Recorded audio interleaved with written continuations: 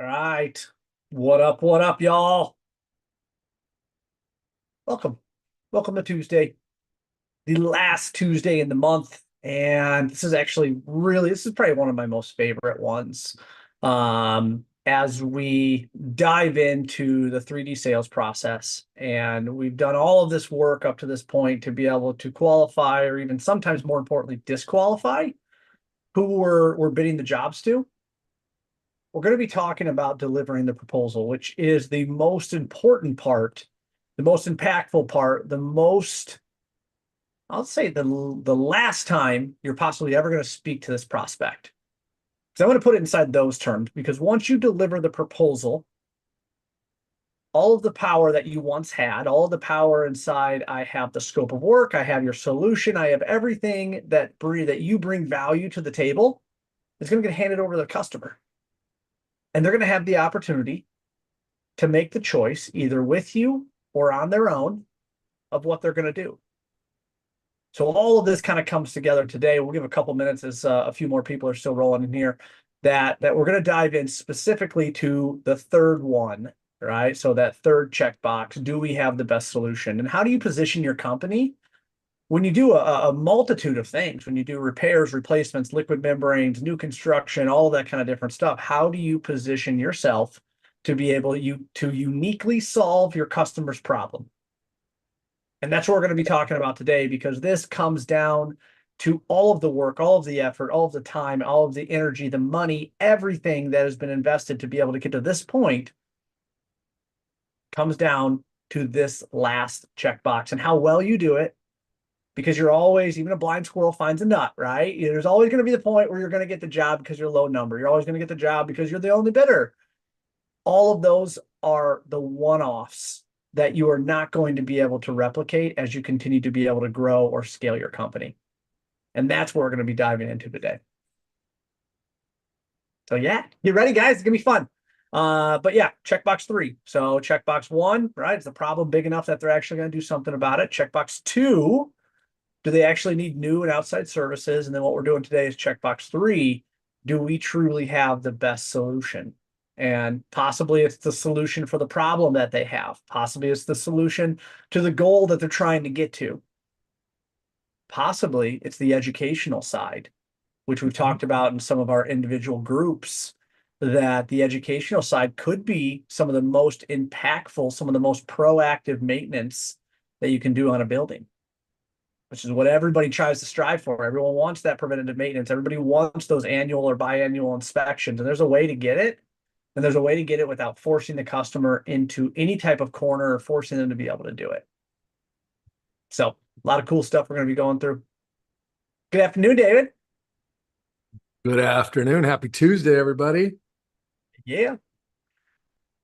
Cool. All right, guys. So give 2 more minutes here and we'll get rolling. And yeah, we'll go from there. So welcome, everybody. Thank you guys for joining. Thank you guys for jumping in and spending the next 60 minutes with us as we go through that third and final checkbox within that 3D discovery model.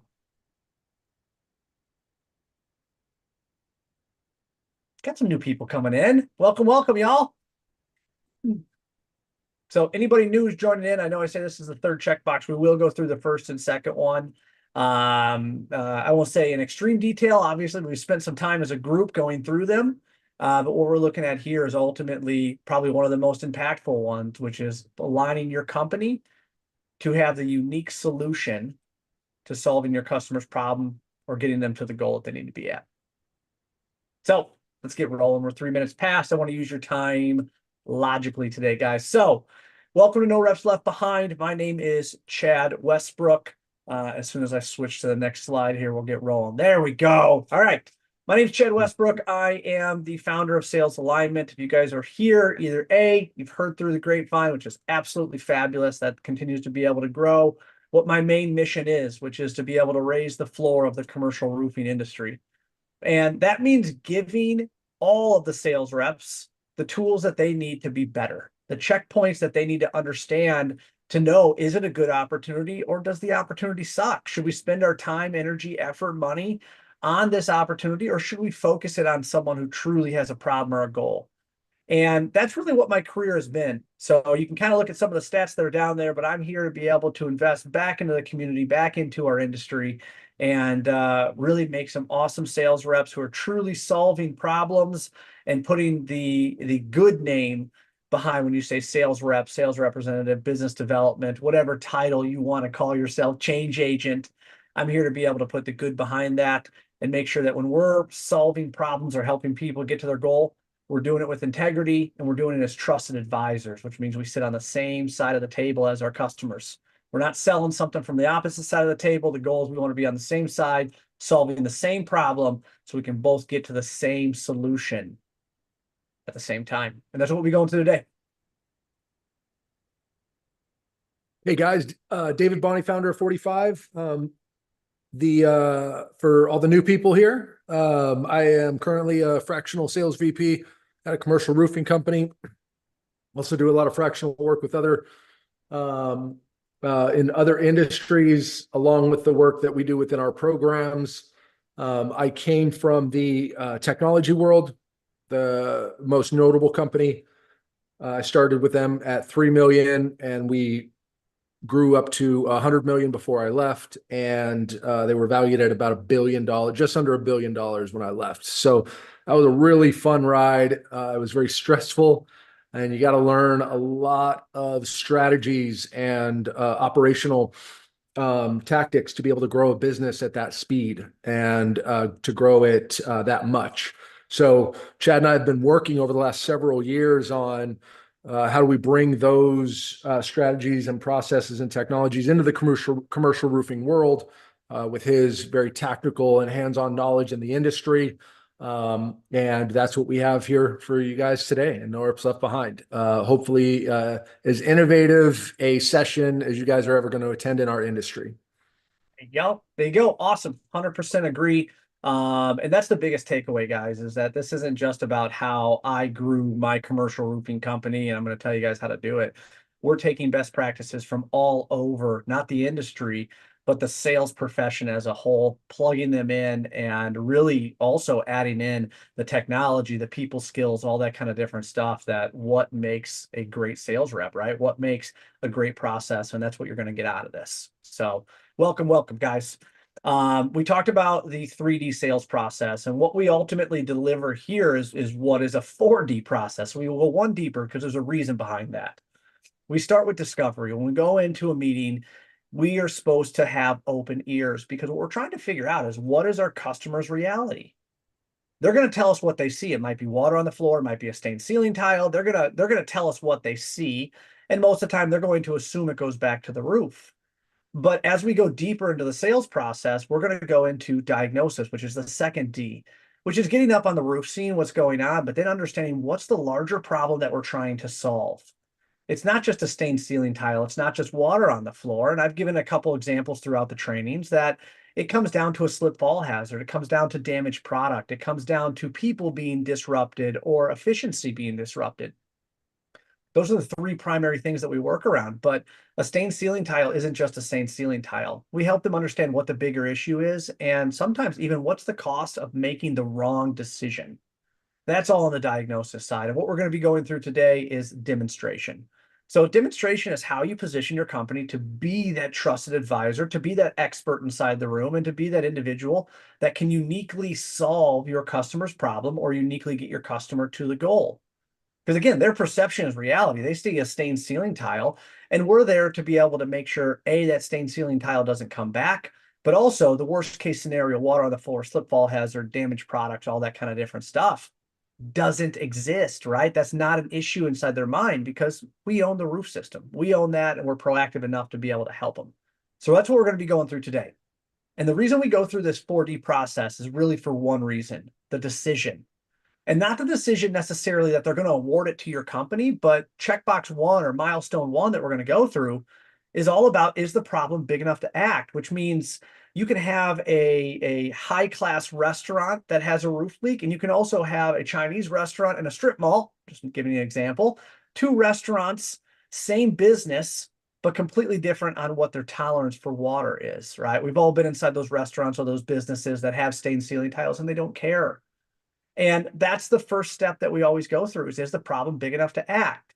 And we do this because at the end, what we're going to be talking about today in the demonstration side is that we want the customer to have clarity and confidence that they're not only choosing the right contractor to go with, but also confidence that I'm sorry, clarity that they're making the right choice for the right contractor, but then also confidence that they understand the problems that they're actually solving. They understand the return on investment. It's just not spending $750 on a leak call. It's eliminating whatever cleanup they have, swapping out the ceiling tiles, painting the walls, everything else that goes into bringing that space, area, storage, whatever it might be, back to its original condition. And more importantly than that, making sure it doesn't happen again. And that's the demonstration side that helps us lead to decision. So, David, anything you want to add to this before we jump in, sir? Yeah. So from the innovation step perspective, guys, most discovery sessions that the vast majority of reps in our space are running are random. They're not strategic. They're not proactive in thinking about the 5 fatalities and how do we overcome those. So that's the first thing that we've given you. The diagnosis side, the vast majority of reps don't diagnose anything. And when you don't diagnose anything, you're creating a race to the bottom on price because you're not creating a unique problem that your company solves better than everybody else. It's everybody's solving the same problem. Who do you think is going to give you a combination of the best price and the best quality? And it's a race to the bottom, guys.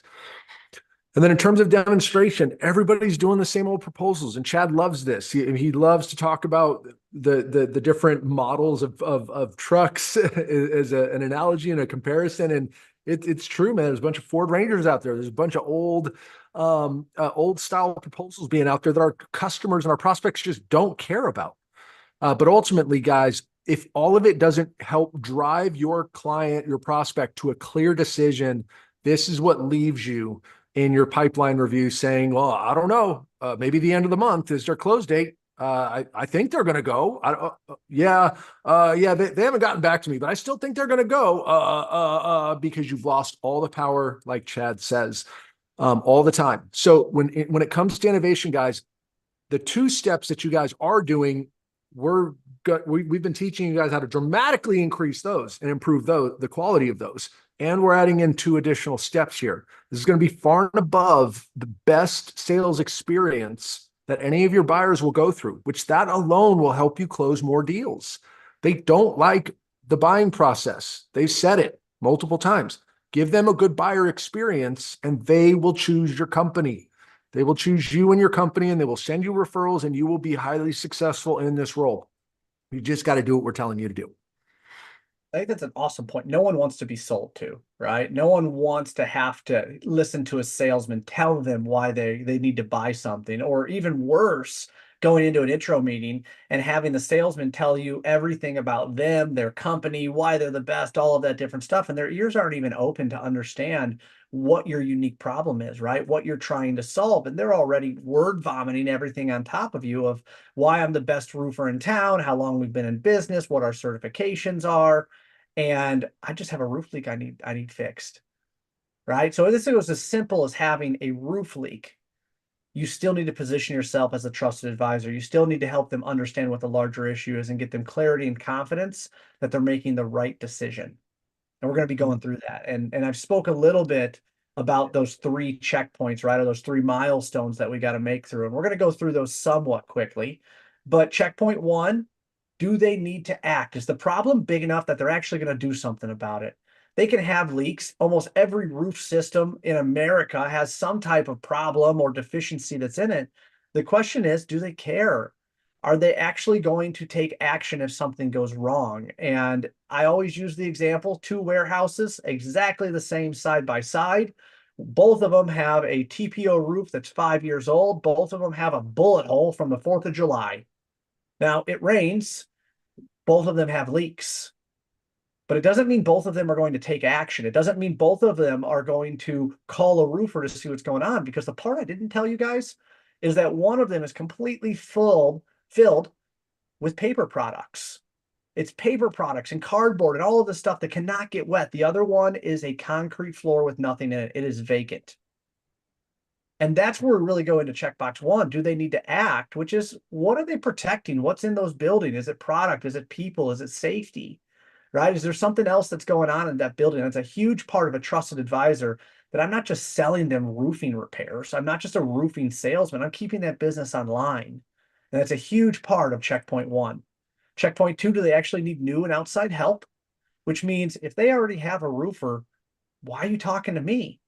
And there's been so many times where I've came up and went through this process and said, you know what? They need 3 bids. It's over 10,000 bucks. They need 3 bids. They've had one contractor they've used for the last 5 years, and their boss told them they had to get 2 more bids before he can submit it to corporate. Raise your hand if you've been a part of that, guys.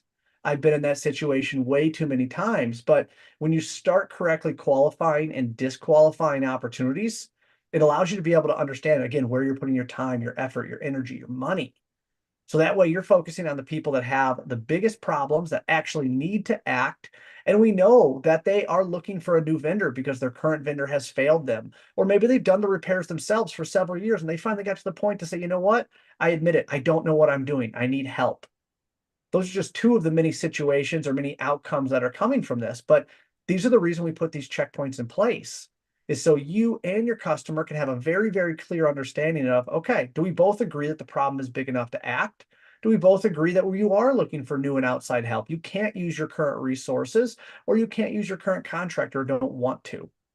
Those are the big parts that come into this. And what we're going to be talking about today is really what David always said, which is eliminating the maybes. We don't want maybes.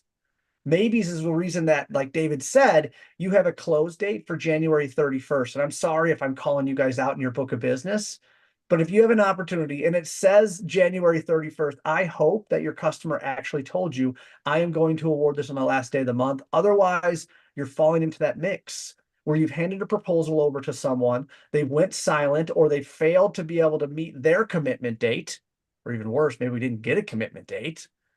And now we're simply just following up with them for the hopes that they're going to answer the phone, the hope that they're going to send a proposal over, the hope that they're going to accept another meeting because maybe I have another option that's better for them. Hope's not a strategy. And that's what we're going to be going in today. That's the last part is so important for you guys to be able to get complete clarity and confidence, both in you and your customer. You want to take us through the confirmation close, David? Well, so again, guys, we're trying to get this to the end where we can drive them out of maybes to be able to ask them very clear questions. Is this still a high priority to solve? If yes, they got to take action. Now they're either going to take action on their own or they're going to choose an outside vendor. So we need to be able to confirm that we've already collected that information. Are your existing resources still not adequate to solve the problem in the way that it needs to, or at the level that it needs to be solved? If they're not, if it's low, then and only then are they going to choose an outside solution. Then and only then can we actually ask them then a series of questions to understand whether or not we are the right solution or not, and start to bubble up any questions or objections right then that we can answer. Them not wanting to take action, guys, is not an objection. I need you guys to understand that. Them wanting to use their internal team is not an objection. That's a decision that you allowed them to make, if it's the wrong one, that you allowed them to make by not having a proper conversation. It's not an objection. It's a decision. You're not going to change their mind. Nor should you if it's the right decision for their business and their situation. Overcoming objections now comes down into whether or not they believe we're the right solution or not. And that's where we get into these 3 questions. Go ahead, Chad. No, Dave, you make an amazing point in here, because as we go through each one of these trainings, we continuously kind of drill in. It's okay if something falls out of line. It's okay if you don't pursue every single opportunity, because all you guys have is time, energy, and your company's money, right? The money, the pocket's only so deep. Your time, we all know we got a clock on that. And your energy is dependent on ultimately how you recharge. And most of the time, as a sales guy, like my recharge and my like boost is when I actually close something, right? That's the high of all of this, is that you actually help your customer solve a solution. They choose you, and everything aligns well. So when we look at this, you said it perfectly. It's a decision that they have to make. Is the problem big enough to act? And it's okay if the answer is no, not right now, later, only if it gets worse, whatever the situation is, because you're not going to wake up and convince your customer to buy a roof. You're not going to wake up and convince them to be able to work on their roof. That's a decision that they're going to make, and they're going to make it based upon your guys' discovery. skills, right? Your discovery and diagnosis skills are going to get in there. So the second one, the ability level, ask the questions. Don't be afraid if they said they've done it themselves to say, okay, well, why don't you do it again? My personality type sometimes doesn't go as deep as I need to in these conversations. And this is where I continuously, even for myself, I practice because I have to ask those deep questions. Because if not, A, it's going to be an assumption in the back of my mind, which never works. And then B, the customer's got this void. And like, that's what we're trying to get rid of, is that small little void of the customers. Well, what if I did this? Well, what if I did this? Right? No, I think I can do this myself. No, I don't have this inside the budget, so I'm going to do it myself. Our job as trusted advisors is to be able to get through all of that mess, all of that fog, to be able to say, what, why don't you just do it yourself? He's like, I could. Yeah, yeah, I guess I could. That's okay. It's okay to uncover this stuff, because these are the reasons that your deals are dying. If you're not going through these questions, if you're not asking the right questions, your deals are dying, and they died before you even got the proposal to them. Ask the questions up front, get that clarity. Let's eliminate those maybes. So when you guys take your time to sit down with someone and go through this confirmation close, you get the best possible opportunities to close, guys. That's how you get high close ratio. It's not bidding every single job and hoping that something comes through. It's a very defined and perfected qualification process that only the best opportunities that have a problem big enough to act and they're looking for newer outside resources actually hit your book of business. That's a huge part to this.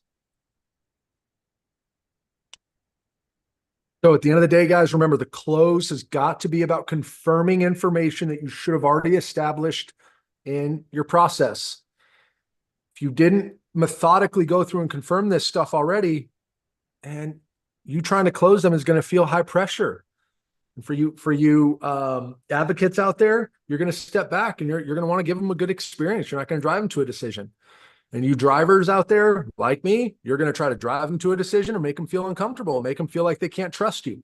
It doesn't work. At the end of the day, if they need outside help, then we just need to make sure that we're all aligned on the bigger problem that needs to be solved, and we need them to be clear on how we solve it. Not that 17-page PDF. The short proposal that we give them that tells them that we're going to take you through today, that shows them the stuff that they actually care about. Question 2, is everyone still aligned on the expected outcomes? And now that you know price, is the ROI sufficient? Is this the right investment in terms of how we're going to be able to solve this? And then the last one is, are we the right solution? That's it. And you will find cracks if they have questions, and you can address them right then and there. And it's okay. Okay. I see that you've got some questions here. Let's talk about it, because I'm here. So what questions do you have about our solution? What are you unclear about, or whatever? But you can dive into it and address it, but then get clarity. Go ahead. No. So we went through this last week, and I don't think we dove into it. I know we have inside prior sessions, but ROI, so return on investment. The biggest part of that for everyone here to be able to understand, return on investment is not the price of your proposal. Okay. The price of your proposal is to be able to fix the deficiency. The return on investment is never having to deal with this again, never having damaged product, never having a slip fall hazard, never having to have your admin team work from home because you got garbage buckets catching water, or having to close down the schoolroom, right? So you're working on a school and they can't have kids in that room. So now they're teaching in the cafeteria. Those are the disruptions that your solution fixes. And if you guys follow the process, right, it takes training, it takes probing to be able to get to that point, but that's return on investment. I gave examples inside some of the prior sessions we did about that theater, right? That high-rise theater that then downtown in the Metroplex in DFW. And the return on investment, remember how much it was, guys? It was almost $100,000. My proposal was 20. That's not the cost to remove the seats, bring the lift in, paint the ceiling, shut the theater down for multiple days.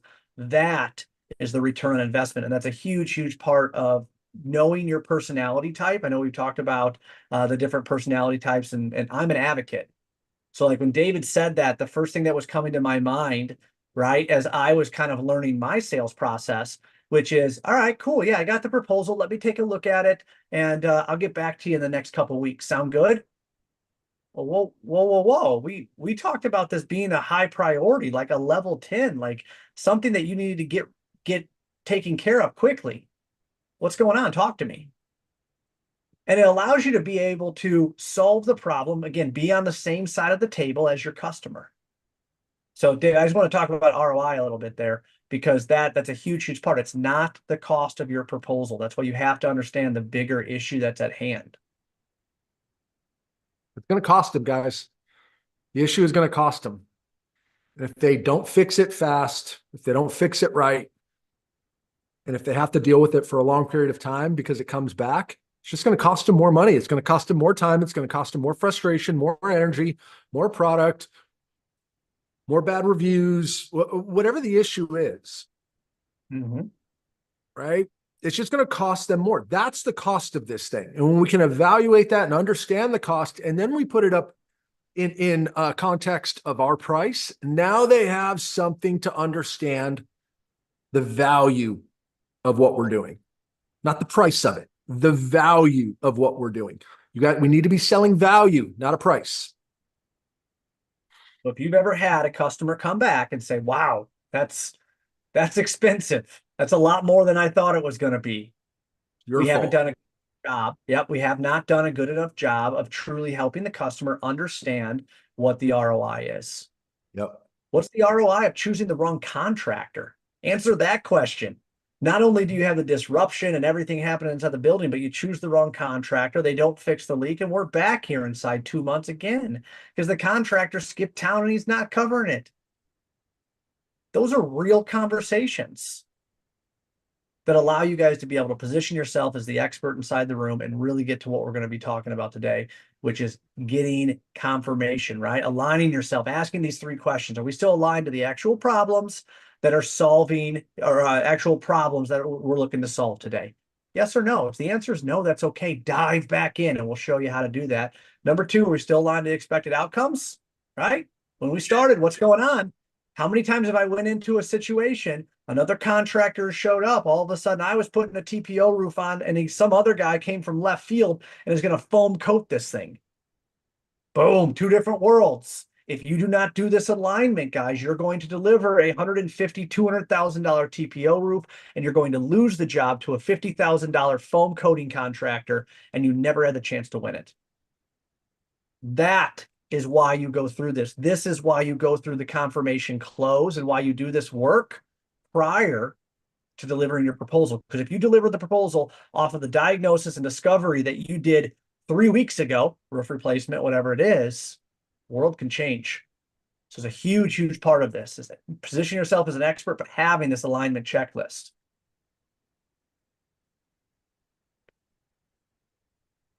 You want to take us through buyer's action journey? So the key thing on this, guys, when we talk about this being systematic and strategic, you don't just go in and have a random conversation every single time. We take it back to sports teams. You don't go in and just run random plays when you go into a game. If you know what the outcome needs to be, if you know what your goal needs to be, then you need to come in with a specific game plan to be able to hit that.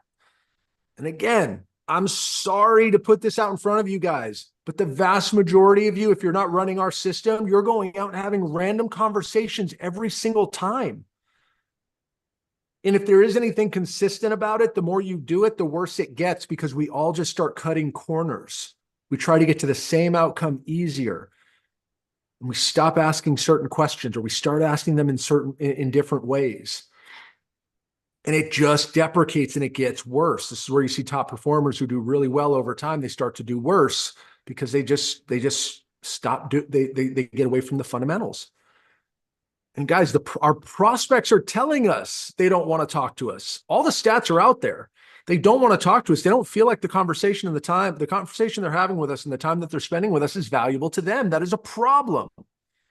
We need to go in with a game plan. They want to solve, like we said in our first session, they want to solve the biggest problems causing them the most pain and keeping them from important outcomes.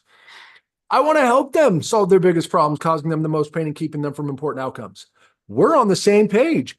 If I help them do what they're trying to do, they're probably going to pick me because I'm the only one that's helping them do it while everybody else is frustrating them and trying to close a deal. Okay.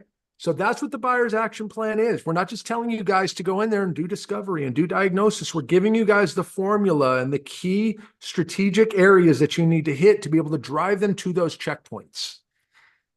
These are the key things. Now, when we get down to do we have the best solution? Again, this doesn't have anything to do with your 17-page proposal. Nobody cares. Nobody cares. Guys, just take a look at the thing. They're ugly as all get out. I mean, they are the worst visual things ever. Nobody wants to read any of that gobbledygook. Your prospects are not roofers. They don't care about the roof. They just want it fixed. They don't care.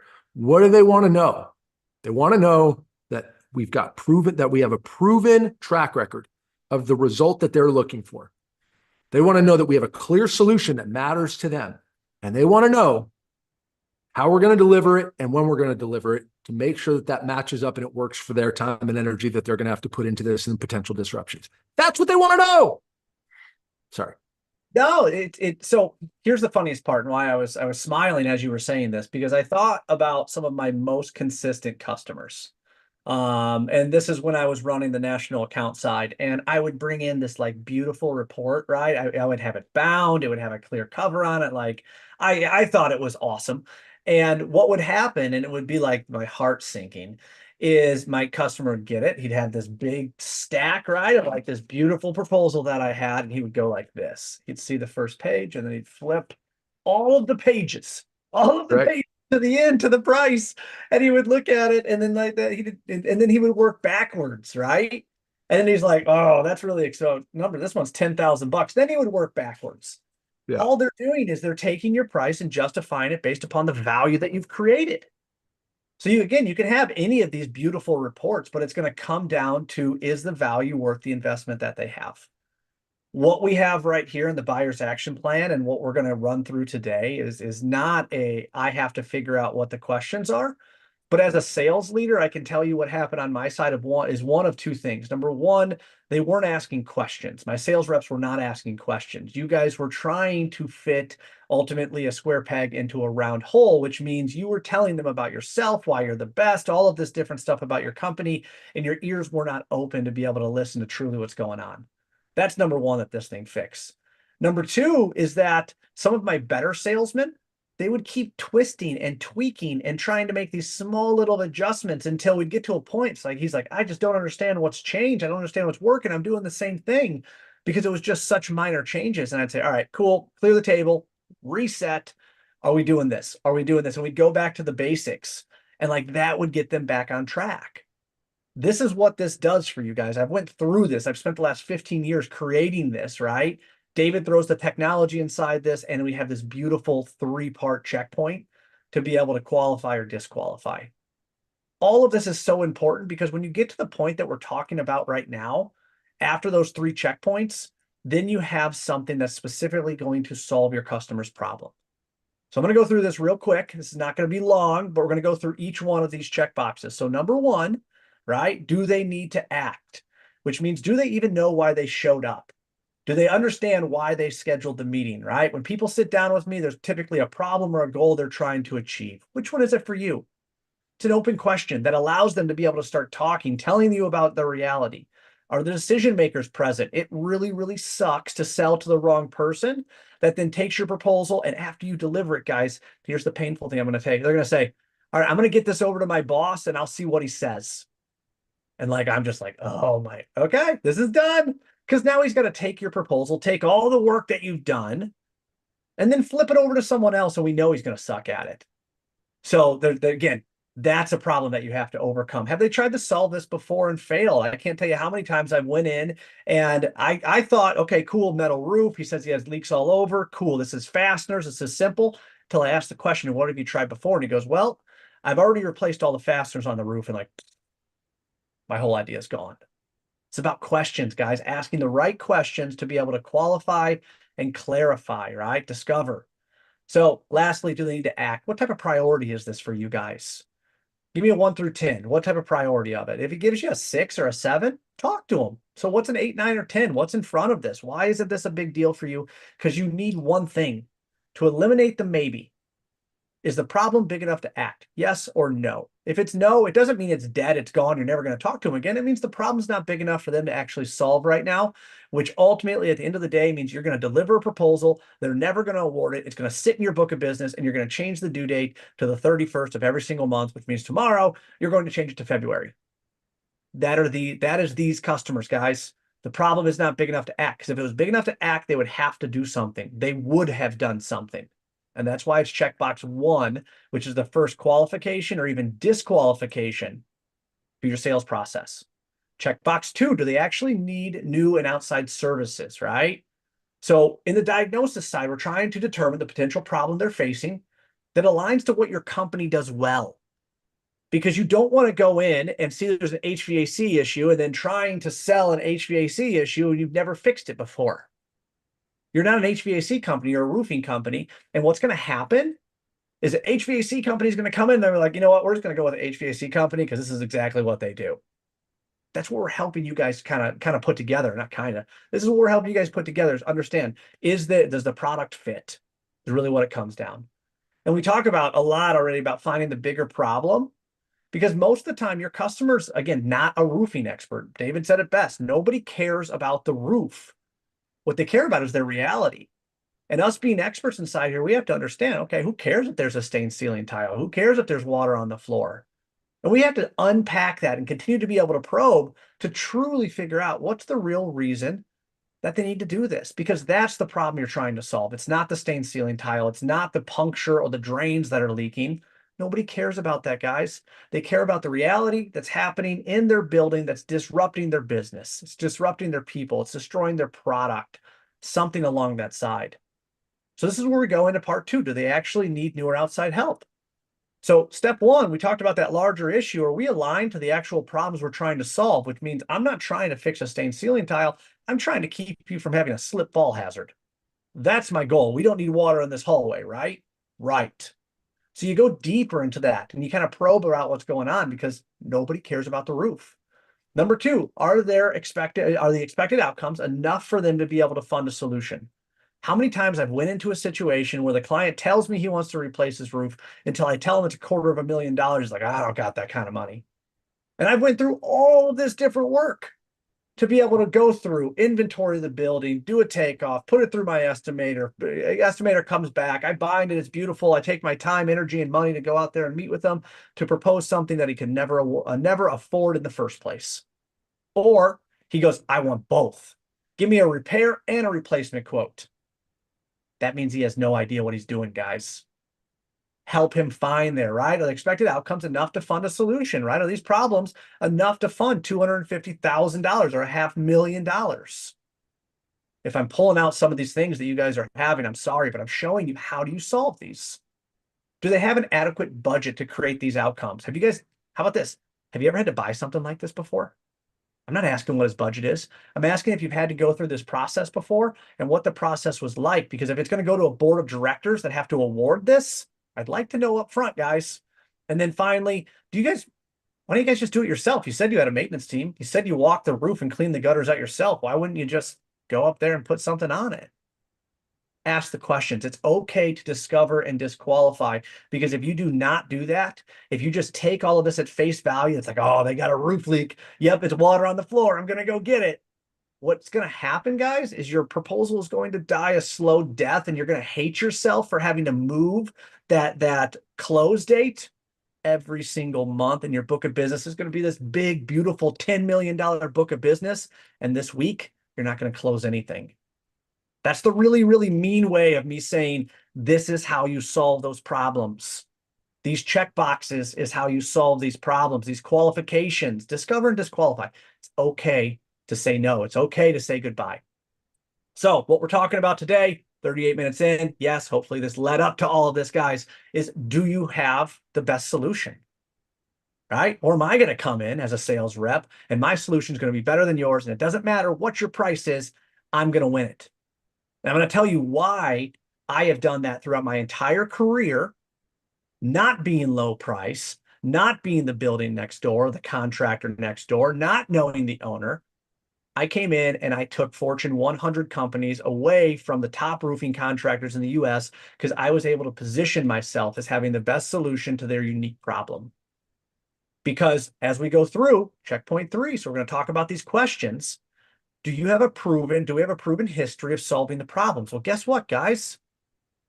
I service some of the largest buildings within the Metroplex, within this entire area.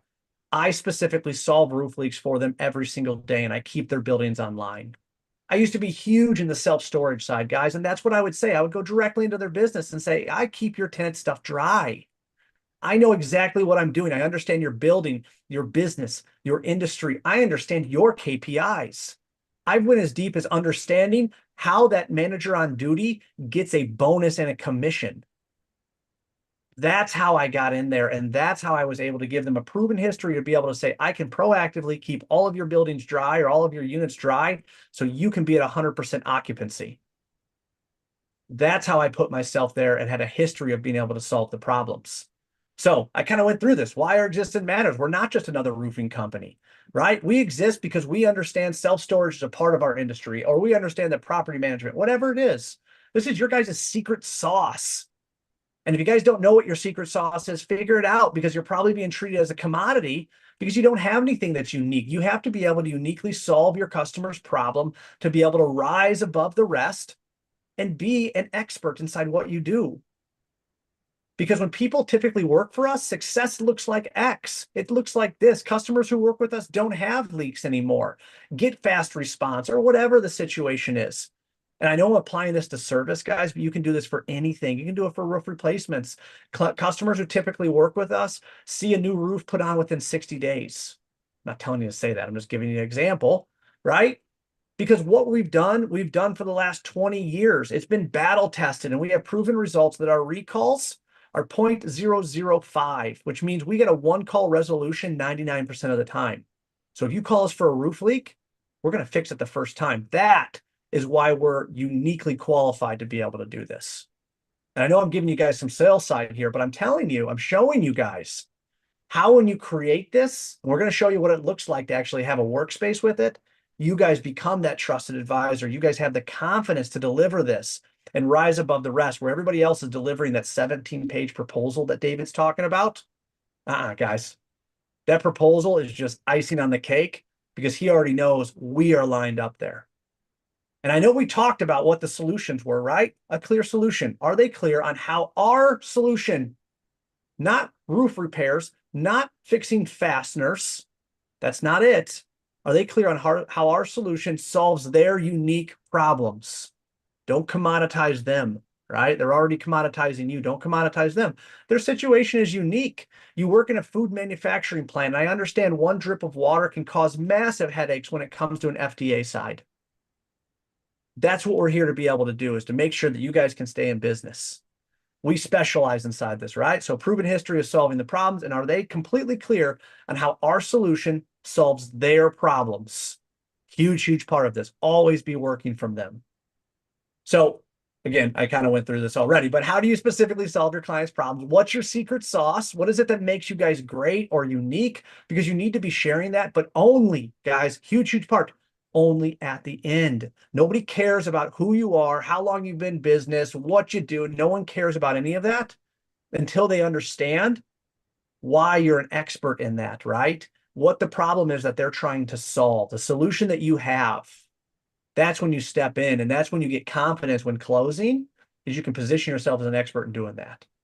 And then you have to be able to connect the dots, because they can't. They called you, more than likely, if someone calls you, they are a building owner, a property manager, a facility manager, whatever it is. That's not a roofing expert, because again, remember checkpoint 1, guys? Checkpoint 2, why don't they just do it themselves? And if you got to this point, it means that there's a reason that they haven't completed this themselves. It's a reason they haven't got to that goal or solved those problems. You're that solution. You're that bridge in between there. So connect the dots for them. Don't make them work harder than they actually have to. Tell them about your secret sauce. How many times you guys have been able to fix roof leaks? We fixed over 2,000 roof leaks in 2023, and we had a 0.001 recall, which means when we do this work for you guys, it's almost guaranteed that the leaks are going to be fixed the first time. And this is how we do it. And we'll talk about what that looks like, but connect the problem to the solutions, right? And then finally, expectations, delivery and timelines, right? So do our delivery methods and milestones work for them? I've been a part of a lot of opportunities where I was able to sell the job all day long, but my operational team could not deliver on the expectations. I'll sign the $500,000 job right now, but I need you to start in 30 days. You guys have to understand what those milestones are, what those timelines are. And that means working with your operational team to make sure, can you get materials? Can you get trucks on site? What does it look like? Because again, as an expert, as a trusted advisor, you're going to help your customer get to that end result. And doing that, you're going to advise them on how you're going to give them confidence that you're going to do all of this, right? Your team, your company is going to get them to where it is. So the delivery and timelines is extremely important in setting ultimately the expectations that's going to give you guys success. Because as a sales rep, I say it to the opposite side, the sales rep makes the promise, the operational team has to deliver on that promise. Anything you want to hit on this, David, before we jump over on onto how to connect all of this? I think just to summarize it, guys, everybody now buys based on proven results. You look at Amazon, you go to the reviews first before reading anything. We buy off of referrals because we've already gotten proven results from somebody else. If you're not establishing proven results within your system for presenting your solution, you're just missing probably the most important part of what buyers are looking for in today's world. It is just the standard. And the vast majority of roofing companies aren't even touching this. As far as a clear solution goes, we always say it, guys. They don't care about what your solution is until they know that you have a track record of doing it well. Anybody can say that they're going to do all this great stuff. Everybody knows that. The track record proves that you've been able to do it. But we also say all the time, a great presentation is set up by good discovery and good diagnosis. You got to get level set with them on the problems, just like Chad said. When you're going through your discovery conversation, don't get in there, start pitching your crap with your little micro pitches. Don't do that. We've done it. We're just as guilty of all this stuff, guys. That's why we know. Okay. We can't be doing that. You need to be focused on getting them aligned on the bigger problem and then wait. Once you have them rooted on that, then you can talk about at this section what your clear solution is without all the jargon, without all the confusion, and just connect the dots very simply. And then from there, they just need to know how you're going to be able to do it. And this part is actually super powerful because this gets them thinking in the future about their relationship with you. And when you can get them thinking and visualizing in the future of what their relationship is going to be like with you and how it's going to be better than the experiences that they've had with other vendors, that's a very powerful psychological element. Okay. So we're throwing a lot of words at you here, but we're going to show you guys an actual example that's been live in the field. Chad and I created this years ago, works unbelievably well. Okay. These aren't concepts. We're going to give you the actual presentation here. We're going to take you through the actual presentation. I've failed enough, guys, to be able to tell you the right way to do it. I think that's the easiest, most humble thing I can say. So everything that we're going through, guys, is a conversation. I'm giving you these points, and what I tried to do is turn it into a conversation one way, right? Because I was doing it, but it's a conversation. We're asking these questions to be able to help the customer self-discover, and at the same point, create the reality of what it's like after you work with us, and what is it like working with us. So when you come into this section, and we've done this with each one of the check boxes, right? So here's the proof we're experts inside solving your problems. Here's what we do to actually solve your problems. And here's how we go about it. So we're going to explain it to you. We're going to explain what our secret sauce is like because no one wants to wonder. No one wants to guess. And anytime that there is a vacant spot in someone's head, they always assume the worst, right? And we all can sit inside there and say that. Anytime there's a vacant, anytime there's something that's like, I don't completely understand that. They typically fill it with what is the worst possible outcome. So you don't want to go down that road. This allows you to be able to explain at the same time, investigate, right? And discover what's going on, how we're delivering it. And this last part is the confidence side of it, that you're coming, you understand their unique problem. This is how we solve it. Here are the milestones that are connected about it. And this is why our secret sauce uniquely solves your problem. So If you have to ask for the sale, guys, you've already lost it. And I say this because asking for the sale means that you guys have not gotten a commitment for those three. So I'm going to go back a little bit back inside here to these three questions that we have to ask. I'm messing it all up, guys. Sorry. So it goes back to this confirmation side, right?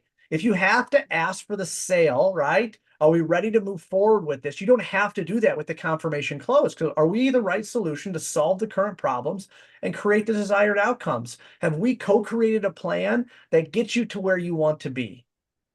Talked about the 2 degrees of separation in this, right? And that means ultimately that you and the customer at that first second when you guys meet and shake hands, you guys are at the same point. But the second that you start assuming things is when you start getting disconnected.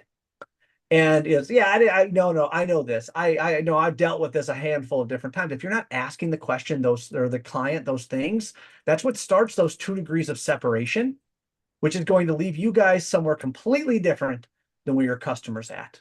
So I'm gonna say it again. If you guys have to ask for the sale, you've already lost it. This is about delivering a solution that separates yourself from everyone else. And this is where David talks about the truck side. So if you have a proposal, chances are it looks something like this. Now, maybe you got some photos inside it. Maybe it's 17 pages long. Maybe it's 100 pages long. But at the end of the day, you guys more than likely have a proposal that talks about roofing jargon, such as tearing off to the deck, remediating the deck, putting in new penetrations, flashing in scuppers, installing a 60 mil fully adhered tapered TPO system, whatever it is. Your customer doesn't understand it. That's the easiest thing I can say. Your customer doesn't understand it. And that is why you guys lose jobs, because what happens is the first proposal shows up, they see it's a 60 mil TPO roof, and then they see the second proposal show up. Cool, it's a 60 mil TPO roof, and then yours shows up and says it's a 60 mil TPO roof. And what happens, your customer thinks that they're exactly the same, even though one has a 10, 15, and 20-year warranty. One's fully adhered, one mechanically attached. One has a full taper system, the other doesn't. One has metal, the other doesn't. Your customer is not a roofing expert, guys. And if you expect him to be able to read your proposal and understand it, it's not going to happen, right? So if you're delivering this proposal via paper, chances are it's going to go on his desk and it's going to get lost in the stack of papers that he has on his desk. It's going to become a commodity proposal, which is, yeah, the proposals are right here. Let me grab them. If you deliver an email, right, and you send the proposal via email, it's going to get lost in his inbox, which means he's going to look at it. He's going to go right down to the number, and you're either going to get a reply or you're never going to get a reply. He's looked at it. You guys have handed it over. It is done. All of the power that you have handed over to the customer, which is inside the simple way. You're going to drop it off and you're going to give them a paper proposal and you're going to show up like this. And everybody else is going to show up like this. Or you're going to email it. I got a digital copy of it. I sent it over via email. And then you know what? You guys can even hit that same chain, hit reply, and now you're on that same chain so you can be in his email multiple times. Or what you truly need to do, guys, you guys need to be able to separate yourself. And when I say separate yourself, it means don't take the commodity path that everybody else is taking. Don't accept, email me the proposal and I'll get back to you. Don't accept, drop it off at the front desk. I'm not here. He's not available. Do not deliver that proposal then. You guys have put too much time, effort, energy, money, everything else into getting this proposal, this perfect solution. You went through the inspection, the due diligence, the estimating, all of this different stuff. Don't waste the opportunity because the client won't give you the time. It's the biggest thing I can tell you. And from the heart, guys, don't waste the opportunity because the client won't give you the time. Because once you hand that proposal over, it's done. The client now has the power and they have the ability to be able to say yes, say no, or say nothing at all. And that's probably the scariest thing. So what we've been able to do, and much like David said, taking the technology and what happened on the other side, is we've been able to create workspaces. And what workspaces do is give you complete alignment with the customer. And everything we've talked about, we've done all of this work to get to this point, right? We've went through the questions, we've went through the 3 check boxes, and now we got to the point that we have to deliver the proposal to the customer. But if you guys remember from earlier, nobody cares about the roof. Nobody cares about the roof. They care about the water on the floor. They care about the leaks. They care about the $1 million CNC machine that keeps getting wet that they have a tarp over top of. They don't care about that stuff. And if you guys truly want to get in a different realm, if you guys want to get to a completely different side, what you need to be able to do is create what is called a workspace. And that workspace allows you to be able to have complete alignment to what you and the customer had spoken about. So kind of looking through on this, and I'll take you in the workspace in one sec.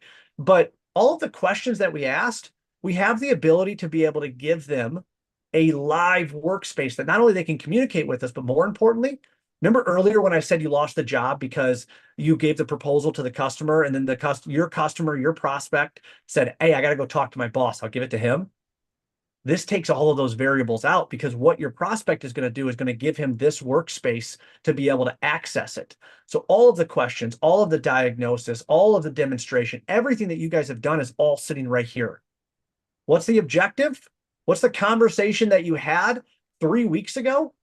Well, it's because the hospital's neglected the roof for over 2 years because of COVID, and they need to get the building up to a leak-free condition. They've allowed the building to be able to leak because they've just been in COVID lockdown.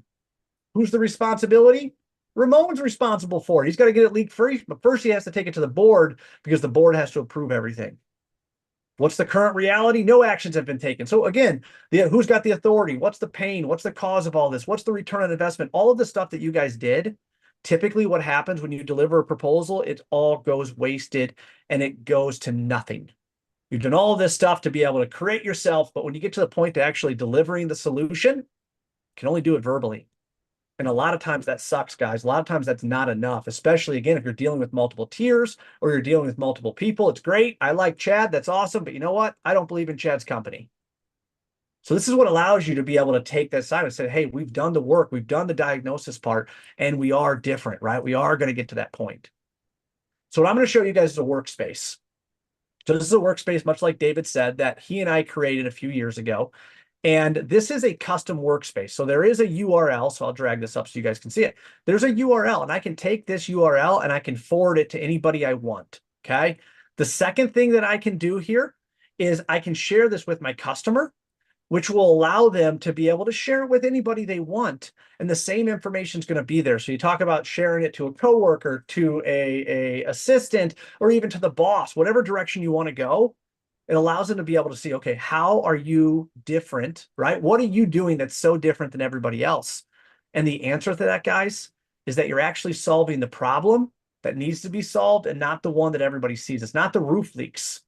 My job right here, specifically with this one, was to get this hospital back up to speed so they can start using those emergency rooms. Those surgery rooms were on the top floor, and they weren't able to use those surgery rooms, which was costing them tens of hundreds of thousands of dollars every single week that they couldn't use the surgery rooms, or they were offline because they weren't clean rooms. That was the problem I was solving specifically for this hospital. And I was able to document that. We were able to be able to take this to the board, and my contact was able to be able to use this to be able to create complete clarity through 5 people. There were 5 people on this board that had to have a vote. And this is how we made it to Ramon, which was the guy who was responsible, but he did not have the authority to do it. We go right through this. What's the priority level? Low, medium, or high? We talked about this. This is a high priority. Surgery rooms are offline. Is that still right? Yeah, it is. Okay, what's your guys' ability level? I'm done using my maintenance team. They can't do it. They screw everything up. True conversations. That's what we're really going through. We had a video inside here, which made it really unique. It allowed me to be able to record videos and say, yo, Ramon, take it out and check this out. I know this is unique, but here's how this works. And what I did is I explained what we call the solution roadmap. And this is the coolest thing for a sales individual. There was no screwing up the presentation because this is what allowed me to be able to be that unique individual. And I'm going to go through it somewhat quick here, but this was specifically for roof leaks. Okay. We had one for replacements. We had one for liquid membranes because those are all different products. Remember, I talked about how do we have the best solution?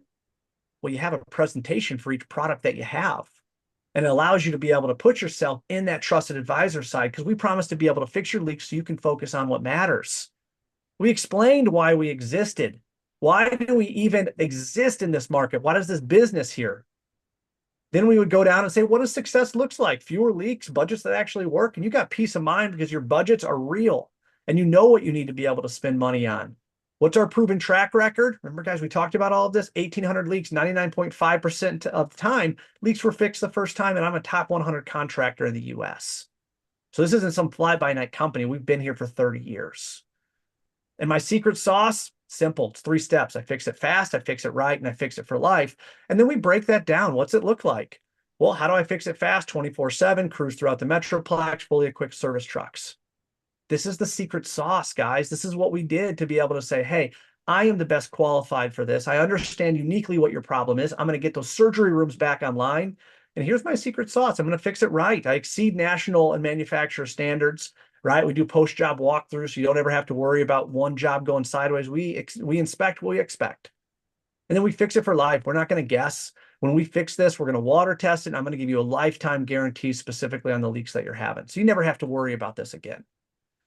And I was able to give them steps forward and get all the way to the point of asking them again, those 3 questions. I'm going to move this over to the side. We're going to run through this, guys. Remember, is everyone still aligned to the actual problems? If they say no, get back up to the top. Something's not aligned. If this is okay, so getting the surgery rooms is not the primary objection. It's okay. Go back in. Just like I said, if you guys are delivering a TPO roof proposal and all of a sudden someone throws in a foam and it goes left, this is where you figure it out. I have not delivered the proposal yet. Number 2, is everyone still aligned to the expected outcomes?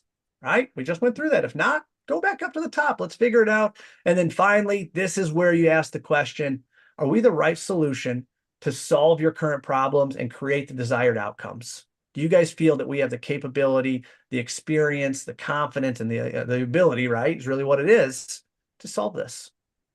If the answer is yes, great. Let's get it done. You don't have to ask for the sale.